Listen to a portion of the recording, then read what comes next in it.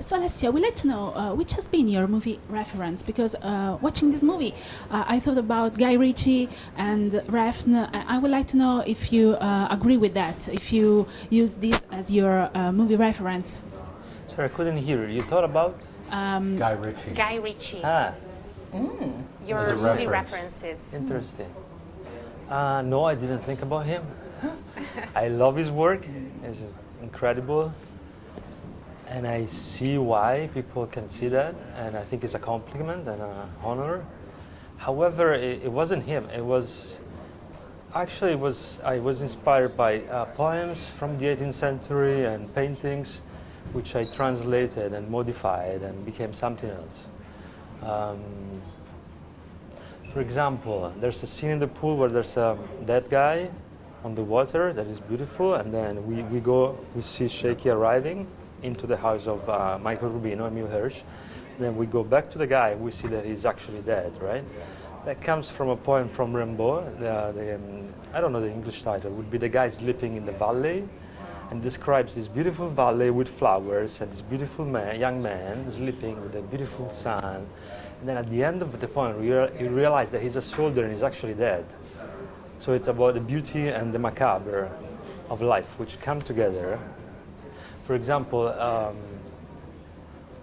in a documentary about wildlife, you see lions, they're beautiful, and then suddenly they're eating an animal and it becomes macabre. And you see the blood, but it's part of life. So that was the marriage of beauty and macabre. Yeah. And Anastacia, I would like to know, how did you get involved in this project? Because of course you are a music icon, but if I don't get wrong, this is your second movie, right? Yeah, the first one was Chicago.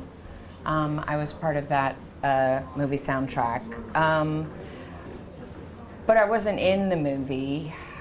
This movie, Tiziana, one of the producers, approached my manager and said, I have a film, I would love Anastacia to be in the film, and we'd love her to sing a song. And it kind of came that way. So he was assuming I would be singing a song they had. And I was like, okay, cool. Well, take the meeting, I'm up for it, let's see what happens.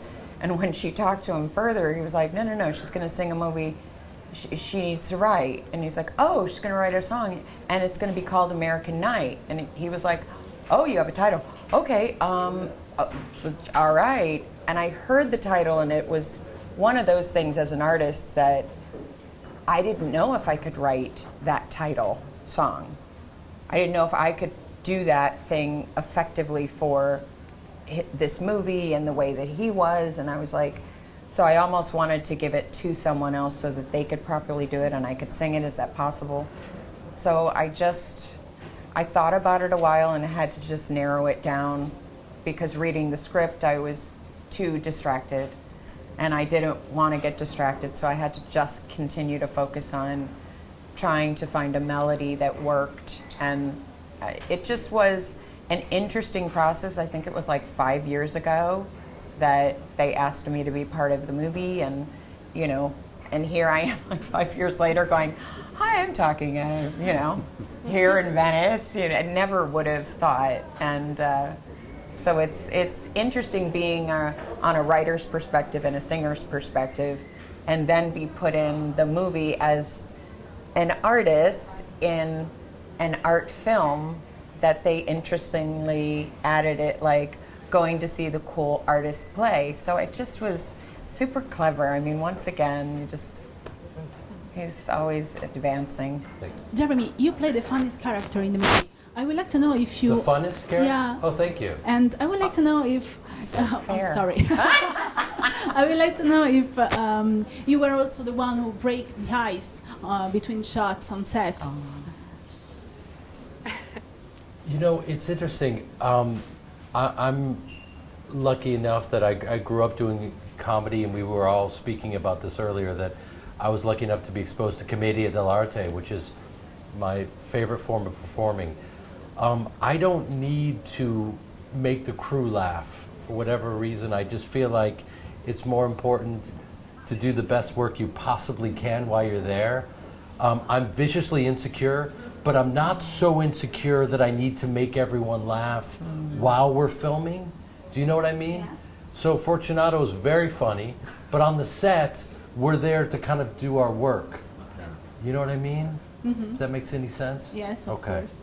Fortunato, invece il tuo personaggio mi sembra quello più indecifrabile. Volevo sapere, quando hai letto la sceneggiatura, cosa ti aveva colpito di quest'uomo? Beh, ma guarda, già il nome del personaggio, Shaky, questo personaggio che non ha un centro, è sempre un'onda che va da tutte le parti. Soprattutto quello che ho amato è che è il classico stupido un po' anche della commedia dell'arte, lo sciocco della commedia dell'arte, perché è uno di quei personaggi che ha in mano qualcosa di prezioso ma non sa che cos'è, può soltanto spostarlo ma non può viverlo.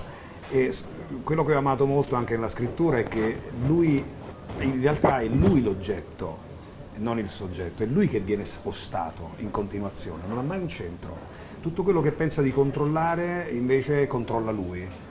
Questo lo rende assolutamente indecifrabile, ma io credo molto poetico. Non so se sono riuscito a mettere fuori questa poesia, però nella scrittura c'era, quindi chiedo scusa ad Alessio se non sono riuscito. Sicuramente sei riuscito. Alessio, the editing is really important in this movie. I would like to know, how did you work with your editor, which is a Hollywood legend, Zach Sandberg? Oh, it was fantastic. I think he's a genius. It was a really good, strong, creative collaboration. We kept having ideas and bouncing ideas to each other, and we were working over weekends on any day, any time of the day and the night, both of us, to really push it to the best that it could be. He certainly believed in the project. We started working together in Rome, and then there was the pandemic, so we had to find a way to work remotely. And because he's Zach, he got there was a company that offered to write a software for us so that we could work remotely in a way that was not possible before. And then he also involved a lot of incredibly talented people in all the department of the post-production. But Zach is a genius. He created a time. He took a picture of all your faces and created a timeline of the 3 days, because the story takes place over 3 days, where every character is in any moment in time during these 3 days. And I have this incredible map that he made. So it's wonderful. I would like to know from each of you, which is your favorite artist? Start with you. You're, For me, it's Jeremy for sure. Amazing. Jeremy, now you have to say it. For me, it's I don't like it when he's sarcastic because it hurts my soul. You know what I mean? Yes. I personally, and I'm not just saying this because I'm in Italy, but I love Roberto Benigni because he can make such great comedy out of tragedy. When he was even dealing with the Holocaust, he made it funny, which is not easy.